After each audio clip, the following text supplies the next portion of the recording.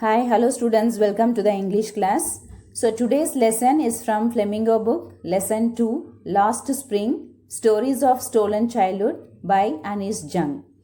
So there are two parts in this lesson. So first part has been already taken. Let me recall you about the author and the part 1. So Anis Jung was born in Rourkela in 1964. She was a journalist and columnist for a major newspaper in India and abroad. Her noted work is Unveiling India is a detailed chronicle of the lives of women in India. She was noted especially for the depiction of Muslim women behind the parda. So next, the summary of the part 1. Sometimes I find a rupee in the garbage.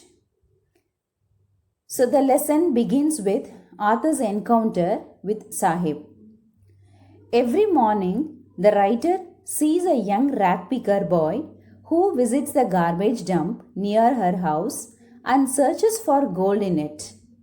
The writer says that he searches for gold, ironically, because although the garbage dump is full of useless, thrown away things, still he shuffles it so minutely as if he will get something as precious as gold from it. The boy's name is Sahib. His home in Dhaka was in the middle of lush green fields. They had left it many years ago and he does not remember it anymore. His mother had told him that there were many storms which destroyed their homes and fields. So they left home and shifted to the cities in search of gold. The writer again says, looking for gold in the big city. Gold here refers to something precious which was not available in their hometown. Things like shoes, money, bags, etc. for the children and food, clothing, shelter as means of survival for their parents. The boy searches for such precious things in the garbage dumps. One day, the writer questions Sahib and asks him the reason for shuffling through the garbage. Sahib replies to the writer that he was nothing else to do other than rag picking. The writer suggests that he should go to school. She realizes that her advice is meaningless for the poor boy. He replies that there are no schools in the area where he lives. He also assures her that he will go to school when one is built near his house. The writer asks him jokingly that if she opened a school, would he attend it? Sahib says that he would join the writer's school. And after a few days, he runs up to her to ask whether her school is ready. The writer replied that it takes a lot of time to build a school. She left ashamed at making a false promise. She had said this as a joke and had never intended to open a school. So she felt ashamed of herself. Sahib was not hurt because he was used to such false promises as they existed in large numbers in his empty world. He was surrounded by such false promises made by everyone around him. His world was empty as no promise made to Sahib was ever fulfilled. Irony in name and existence. The writer had known Sahib for a few months. When she asked him his name, he replied as if he was making an announcement that his name was Sahib-e-Alam. The writer thought that the boy did not know the meaning of his name, and if he came to know that his name meant Lord of the Universe, he would not be able to believe it. His name was opposite to his life. He went around the streets with a group of friends. It was like an army of boys who did not wear any footwear. They appeared in the morning like the morning birds and disappeared at noon. The writer could recognize all of them as she had been seeing them for the past few months. The writer asked one of them that why was he not wearing any footwear. The boy simply replied that his mother did not get them down from the shelf. As they were beyond his reach, he did not wear them. Another boy who was wearing a different shoe in each foot said that even his mother would have given him the footwear, he would have thrown it away.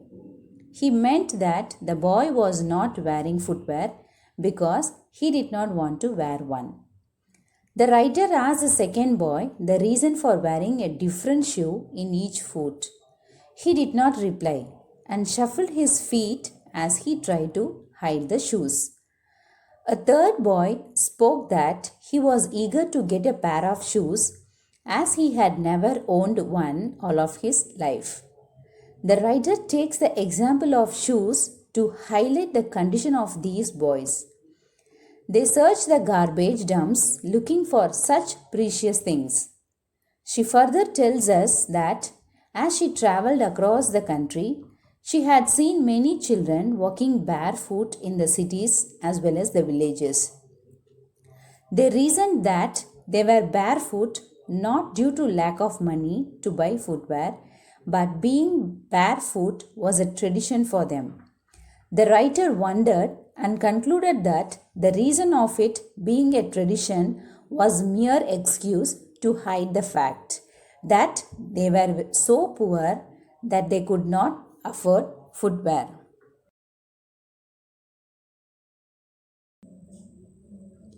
Author's reflection on passage of time and degree of prosperity achieved. The writer narrates a story told to her by a man from Udupi. Udupi is a town in Karnataka. When he was a young boy, he would walk to his school. On the way, he would cross a temple where his father worked as a priest. He would stop at the temple and pray to God to bless him with a pair of shoes. After 30 years, the writer visited the town and the temple. Now the place was nearly empty. The new priest lived in the backyard of the temple. Plastic chairs in red and white color were kept there. A young boy came running. He was wearing grey colored school uniform, socks and shoes. He had a school bag hung on his shoulders. He threw it on the bed and ran away. The writer wants to say us that the financial position of the priest at the temple had improved over the last 30 years. Now he could afford shoes for these children. She was reminded of another boy who got a pair of shoes. He prayed to the goddess that he may never lose the shoes that he had got. The goddess had granted his prayer as the boy never lost his footwear. This shows that the underprivileged value anything that they get because they have been longing for it. Next, ragpickers abode Seemabury. The writer describes the area where these ragpicker boys live. Seemabury, located on the outskirts of Delhi, was very different from the capital of the country. In 1971, when these ragpickers had migrated from Bangladesh, the area had been a wasteland. Seemabury was still a wasteland, but now it was not empty, as almost 10,000 ragpickers lived there in structures made of mud with roofs made of thin sheets of tin or plastic material called tarpaulin. There was no sewage, drainage or running water facility in Seemabury. They lived in unhygienic conditions. It was a piece of wasteland where the garbage of the city was collected. These people had started living there illegally. The ragpickers had been living illegally in Seemabury for the last 30 years. They have occupied the area without government permission or ownership. The politicians of the area have provided them ration cards and voter identity cards. They got grocery for their family through these ration cards, and in return, they cast their votes in favor of the politician who had helped them. The writer asked a group of women who were wearing torn saris that why did they leave their homes in Dhaka. They replied that if they were able to satisfy the hunger of their families and sleep well at night, they were happier to live in Simabri than their fields in Dhaka, which were ruined and gave them no food. These people travelled in search of food, and wherever they found it, they set up temporary homes and started living there. Their children kept on growing there, and gradually they also started helping their parents in seeking means of survival. For those who lived in Simabri, the means of survival was rag picking. As they had been doing it for many years, they became trained at rag picking and did it well. For the rag pickers, the garbage was as precious as gold. These families searched the garbage dumps and got things which they sold to find their food. They gathered torn or damaged sheets which were used to cover the roof of their homes. These did not cover them well, but still provided them with some protection. For the children, the garbage dumps were more than a means of survival. Sahib was happy to say that sometimes he found a rupee and even a 10 rupee note in the dump. As one often finds even a silver coin in the garbage dump, he kept on searching, hoping to find more. For the children, the garbage dump was a means of fulfilling their dreams, although partially, while for their parents, it was a means of aiding survival by providing the basics food, clothing, and shelter. Next, rag picker Sahib's eternal yearning. One winter morning, the writer saw Sahib standing by the fence of a club. He was watching a tennis game being played by two young men. Sahib liked the game but could not play it. He told the writer that he went inside the club when it would be closed. He was allowed to take swings by the god there. The writer saw that Sahib was also wearing tennis shoes. They did not look appropriate with his dress, which was worn out and had faded. He told the writer in an attempt to justify himself that someone gave him the shoes. She, however, figured out that he had got them from a garbage dump. They must have been thrown away by a boy from a rich family, as he did not want to wear them anymore. Probably they had a hole or two in them, due to which he did not want to wear them. On the contrary, Sahib was not bothered by this fact and had no problem wearing them, as he could not afford anything better than that. He walked barefoot, and to wear a shoe, even with a hole, was like a dream for him. Although, due to the garbage dump, Sahib's dream of wearing shoes had been partially fulfilled, but his desire to play tennis would never be fulfilled. Sahib's conflicting step forward. One morning, the writer met Sahib, who was on his way to the milk booth. He was holding a steel container. He told her that he had got a job at the nearby tea stall. He would earn 800 rupees a month and get meals too. The writer asked him if he liked the job, as she could see that he had lost the carefree look. As now Sahib was working for someone else and was carrying his master's container, he was burdened with responsibility.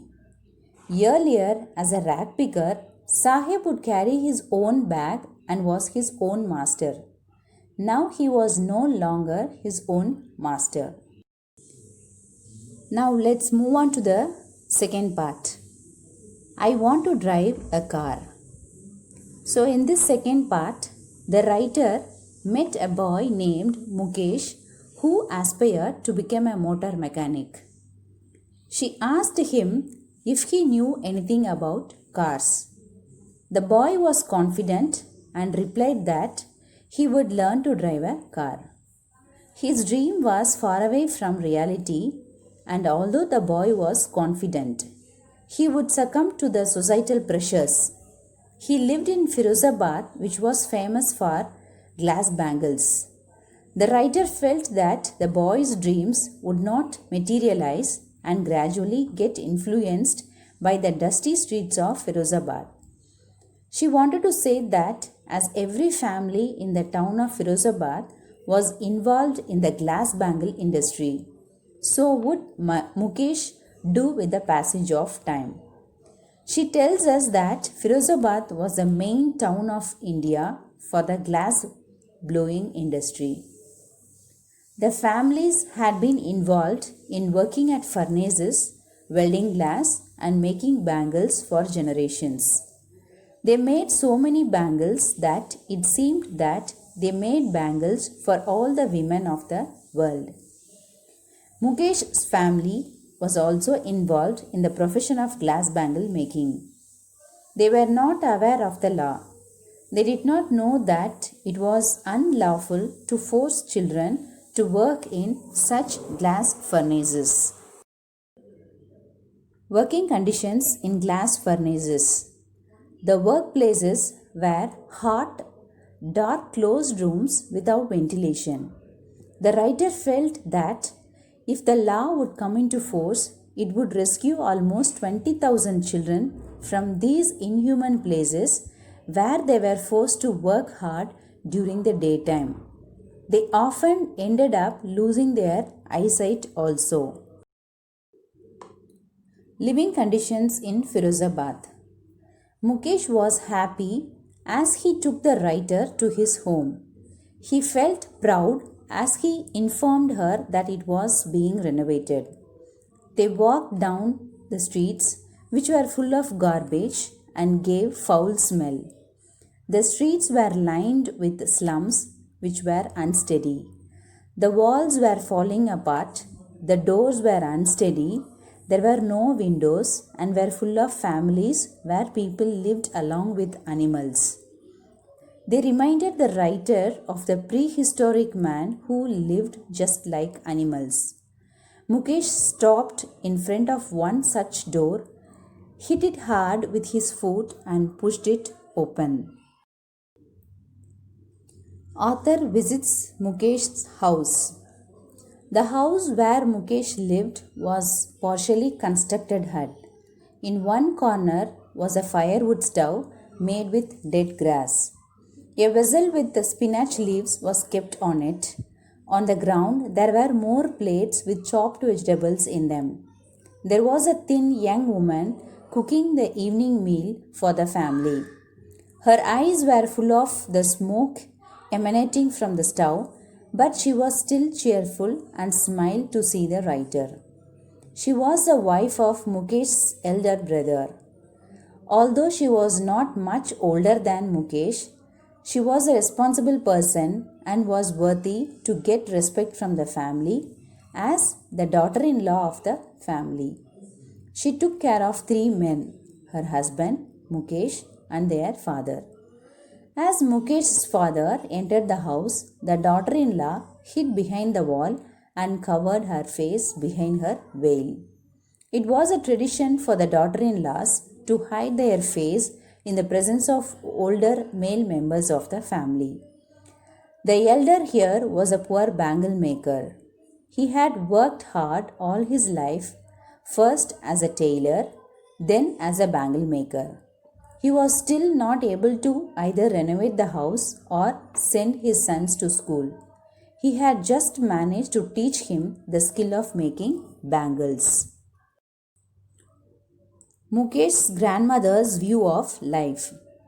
Mukesh's grandmother justified her son by saying that he was destined to make bangles as it had been their family profession. She had seen her husband become blind due to the dust from polishing the glass bangles. She said that their family had got this art of bangle making from God, and so they had to carry them on the tradition. Birth in caste of bangle makers, unescapable destiny. They were born in a particular caste which had to follow the profession of bangle making. All their life, they had just seen these glass bangles. They were everywhere, in the backyard, in the next house, in their yard, and even in the streets of the town. There were huge spiral bunches of bangles in different colors like gold, green, blue, pink, purple. There were bangles of all the colors of the rainbow. Further, the writer says that there were bangles in the neglected yards also. They were dumped on handcarts for sale. They were pushed by men along the streets of Firozabad. The writer describes the environment where these bangle makers work. They were small, dark huts. The children would sit next to a line of oil lamps whose flames were unsteady. They, along with their parents, joined the pieces of colored glass into circles called bangles. As they spent a lot of time in the dark, their eyes would not adapt to the bright sunlight. Many of them lost their eyesight before gaining adulthood. Next, irony in perception. Perception here means a particular way of looking at bangle making. Here there was a young girl by the name of Savita. She wore a faded pink colored dress. She was sitting with an elderly woman and they were joining pieces of glass to make bangles.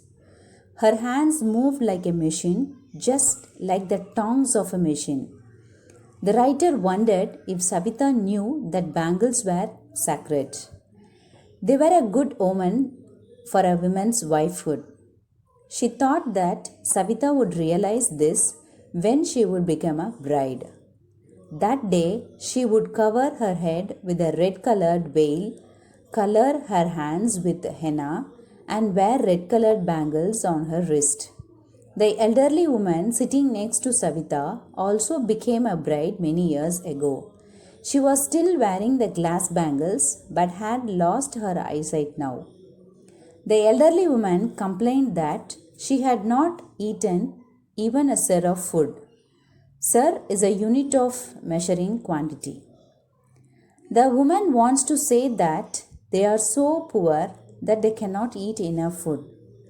That is the benefit that she has received by adopting the profession of bangle making.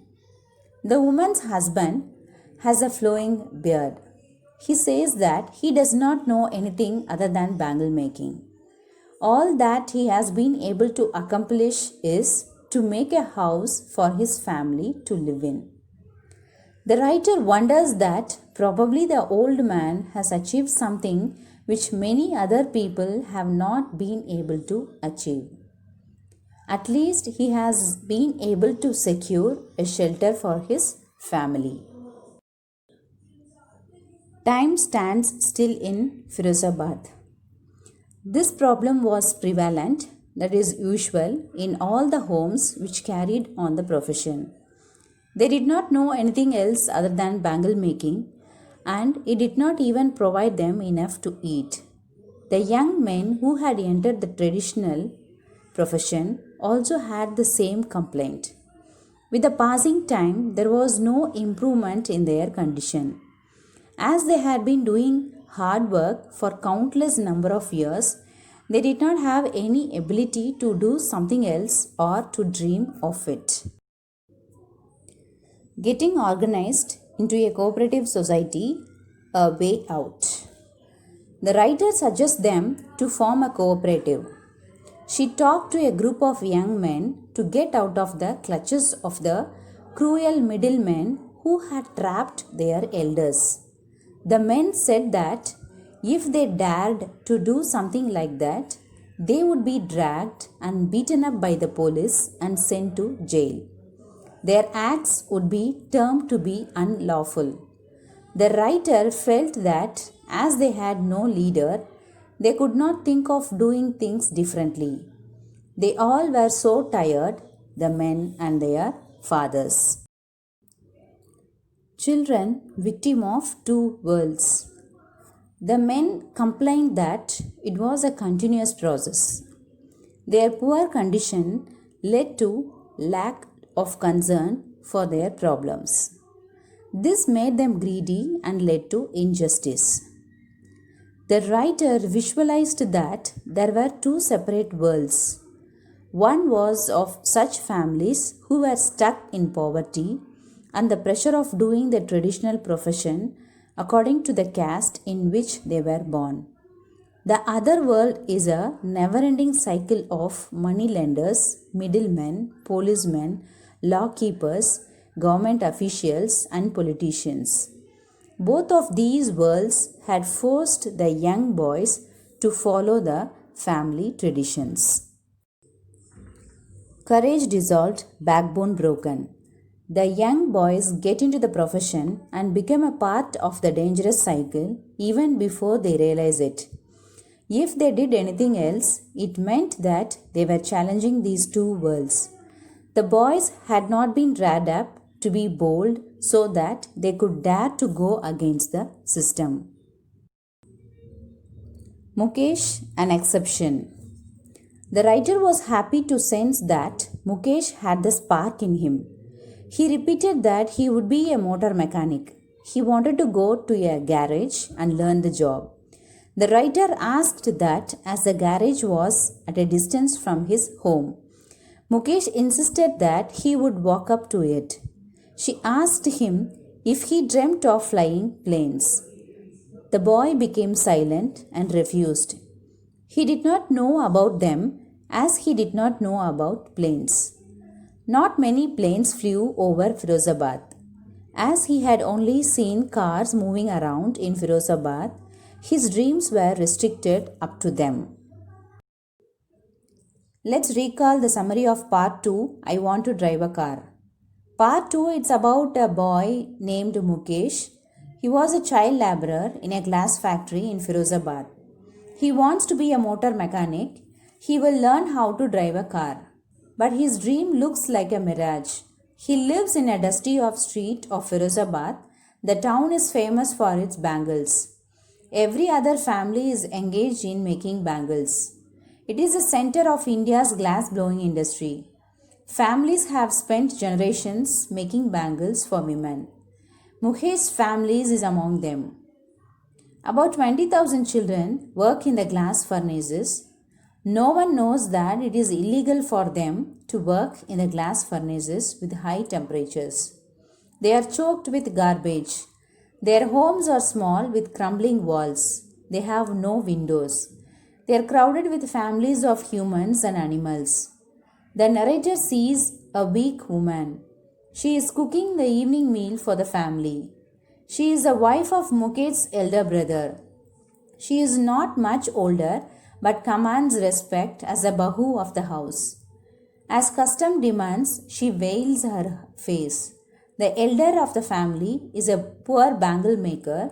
He was failed to renovate his house. He is unable to send his two sons to school. He knows nothing except the art of making bangles. Mukesh's grandmother has watched her own husband go blind with the dust from polishing the glass. But they cannot give up God-given work. They have been born in the caste of bangle makers. In every street of Firozabad, one can see bangles of each and all colors. They are piled on hand carts pushed by young men. In dark huts, boys and girls are sitting with their fathers and mothers, welding pieces of colored glass into circles of bangles. Savita is a young girl sitting alongside an elderly woman. She does not know the purity of the bangles that helps make. They symbolize an Indian woman's suhag. They symbolize auspiciousness in marriage. They cannot organize themselves into a cooperative. Middlemen exploit them. There is no leader among them. There are two worlds. One is the world of bangle makers. They are caught in a web of poverty. There is another world of money lenders, middlemen, and the policemen. Mukesh's eyes are full of hope. He wants to be a motor mechanic. The narrator asks him if he dreams of flying a plane. He silently says no. He is satisfied to dream of cars that move down the streets of his town. Few planes fly over Firozabad. Let's see the theme of the lesson. Spring is a season of bloom. Spring is a metaphor of childhood and is associated with every child at the beginning of bright future. Childhood is associated with innocence, physical stamina and vitality. It is also the stage for gaining skill and knowledge, learning and going to school. The message we got from the lesson is the lesson last spring shares two stories of stolen childhood. The characters and places are different, but the problem is the same. Thousands of Sahibs and Mukesh are condemned to live a life of misery and exploitation. Grinding poverty and traditions compel children to work in the most inhuman and hostile conditions. The author succeeds in highlighting the plight of such unfortunate children. Children, I hope you have understood the lesson. Thank you, children.